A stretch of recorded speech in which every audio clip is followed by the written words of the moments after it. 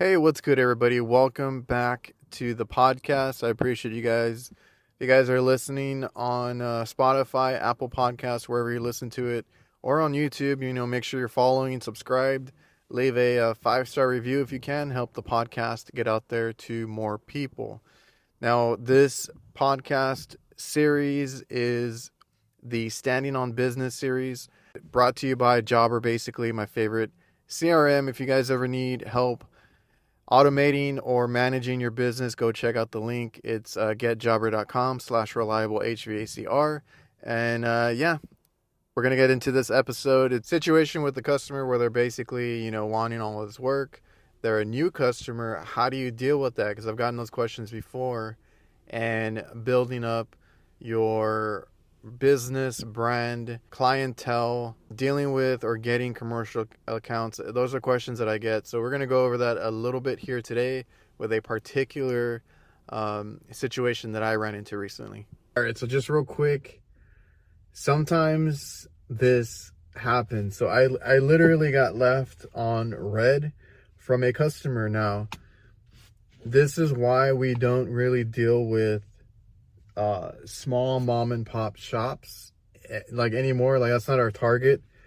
We deal with a lot of fast food chains, national, well-known establishments where, we know we're going to get paid.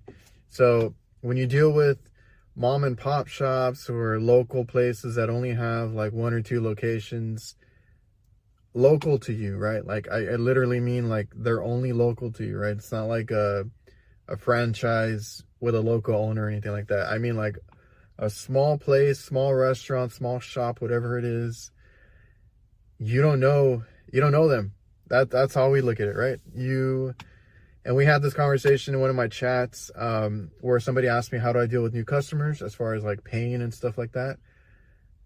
For the most part, any big ticket item, 5,000, 10,000, like if that's what they're asking you to come and quote out and then you get the bid, by all means, take a deposit, a half down deposit, whatever it may be, just so that you're not losing money. Because like the last thing is like you do the work and you're trying to chase the money down and all that. So the customer for this local bar owner, I'm not gonna put any names out, but he wanted the world, is what I was telling my dad and stuff. I was like, yeah, I was like, because I was the one dealing with him. It was my dad's neighbor.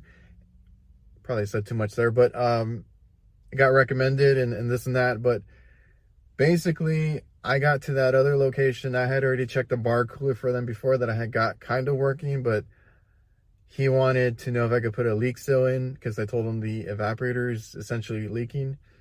All right, I got ahead of myself a little bit. Initially, we went out there to see if this thing even turned on, the bar cooler. I ran into a rat's nest of wiring, spliced stuff, and like the power cord to the thing wasn't even working and hooked up right. And whoever was there previously just cut everything up. So I had to fix all that wiring, put everything back together, and then test out the compressor and everything else with it.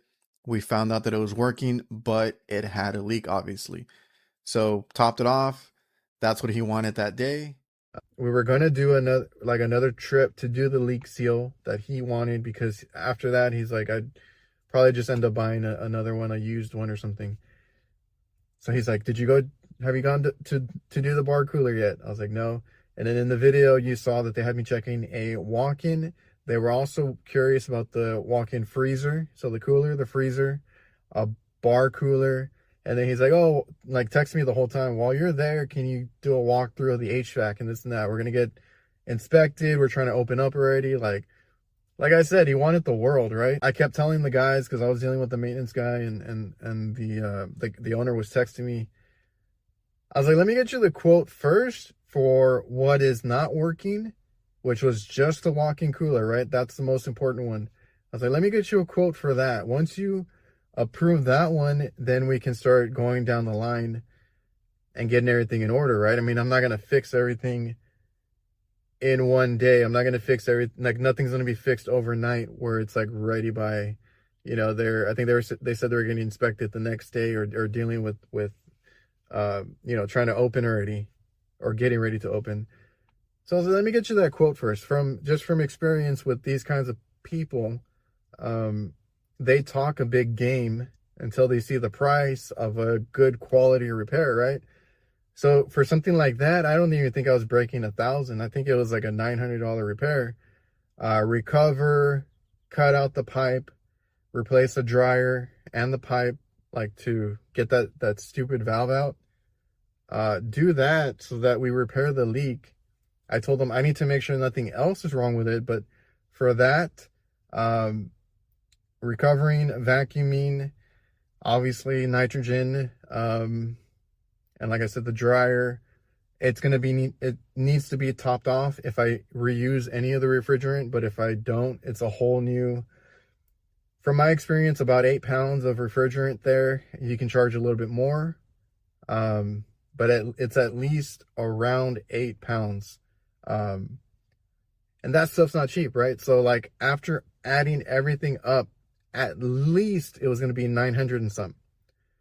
We're cheap, I know. So even with that, or my mindset being, we're cheap, I'm charging for everything, right? Everything, every little thing that we use, even the brazing and all that gets factored into the price. So I was like, let me get that out to you first, right? I went down that night, emailed it out to him, or text messaged it, because if you guys check out Jobbery, go down and get a free trial and discount for yourself. But I'm able to text them the quote. I'm able to see when they see the quote or when they open it. So he immediately saw it that night, never got a response. The next day I tried texting him and all this other stuff, getting a hold of him, making sure he knows that we can discuss things further. If he has any concerns, if he wants to do anything else, let me know. I can go do maybe the bar cooler instead, and we'll charge you for that. Like, I didn't go that far into detail, but I was just telling him, like, if there's anything else you want done first, or if there's anything you need to discuss with me, maybe the price, let me know, because I sent you the quote. You wanted all this stuff done, and I haven't gotten an answer. So still have not gotten an answer. And that day he was texting me during my whole call. I did not get a text back. It's been a couple weeks now. Safe to say that we're not going to get that. They did have a maintenance guy. The maintenance guy could have just taken my quote and been like, oh, I'll do it, right? Whatever. So that stuff happens. You might have to deal with it when you first open up your business. That's all we had when we started in one major hospital. Because people ask me all the time, how do you get commercial work, this and that? Like, you might have to start somewhere. Build your brand, build your reputation, all that good stuff, right? The more you have under your belt as far as experience, work, before, after photos, make sure you take all that stuff and build up something to show future customers, like a website, brochures, flyers, business cards, anything. Put pictures up. Do a social media thing. That's a thing now. Everybody has social media now. So anything you can in the beginning, you hustle, you get these small places, small mom and pop shops. You might have to be chasing checks, chasing cash down to get paid. What we do is, if it's a small mom and pop shop, they're paying on site right after the repair's done. They'll write out a check for us. Cool, right? Some of them pay cash. That's cool. So with these people that were paying, we did one repair, like I said, they paid it in check for that one. And then if we had gotten this one, I mean, it would have been another check. It wasn't a big amount. But it happens when you start, you get these customers, unless you know people. That's why I always say it's important to network. So if you don't have any connections or anything like that, just put yourself out there. You're going to have these businesses. The only thing I can tell you from my mistakes is charge for everything, because you feel like you might, or they might guilt you as well into discounts, knocking down the price, free calls. Oh, like, we'll give you some food for this call, or this and that, or we'll hook you up with something. That's all tempting. That happens. We've done it.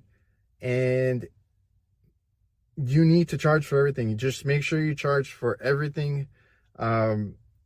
If you need to, quoting out is not a big deal. Quote out your job ahead of time.